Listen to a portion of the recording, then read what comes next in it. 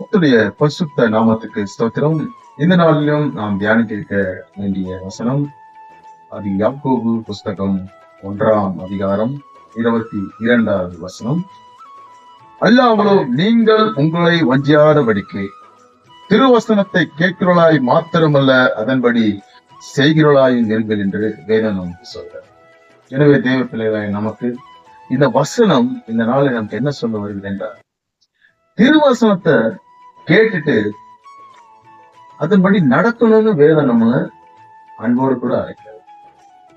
அந்த அன்போடு கூட அந்த அழைப்புக்கு நாம கீழ்ப்படியுது வசனத்தை கேட்டு இனிமையான வசனங்களை சபை நடுவில் கேட்க ஊழியக்காரர்கள் வீட்டுல வந்து மெசேஜ் கொடுப்பாங்க, சபையில மெசேஜ் கொடுப்பாங்க, போற இடத்துல எங்காவது ஒரு ஊழியக்காரர்களை பார்த்து மெசேஜ் கொடுப்பாங்க. அதே வார்த்தை எங்க கேட்டாலும் அதை கேட்டுட்டு இங்கே விட்டு விடாதற்கு அதை தன் இருதயத்தில ஏற்றுக்கொண்டு அதன்படி செய்வதற்கு நம் இருதயத்தை ஒருமுகப்படுத்துகிற பிள்ளையா நாம் இருக்கும்போது மாத்திரம் உலகத்துல நாம பிள்ளையா ஜீவிக்கும் என்பதுல.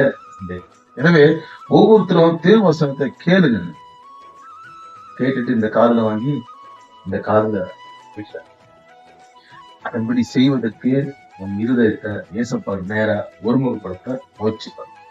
உங்களுடைய முயற்சி நிச்சயமாக அவருடைய பலனை பெற்றுக்கொள்வதற்கு உள்ளோம். முதலாவது நம்ம இருதயத்தை நம்ம கொடுக்கலன்னா அவருக்கு தெளிவா சொல்றாரு, அவங்க இருதயத்தை எனக்கு தான். அந்த இருதயத்தை தராமே அதற்கு கூட எடுக்காத இந்த முயற்சி எப்படி ஆண்டவர் பிள்ளைய நம்ம மாற்றணும்? ஏன்னா ஆண்டவர் பிள்ளைய நம்ம மாற வேண்டும் என்றால் உங்களை நீங்களே ஏமாற்றிக் கொள்ளாது, வஞ்சியாதபடி திருவசத்தை கேட்டுட்டு விட்டு விடாது, அதை அவங்க இருதயத்தில் ஏற்று அதன்படி நடக்க வேண்டும் என்ற ஒரு தீர்மானத்தை எடுத்து அதன்படி செயலா இருக்கும் பொழுது ஆண்டவர் நம்மை ஆசிரியர்.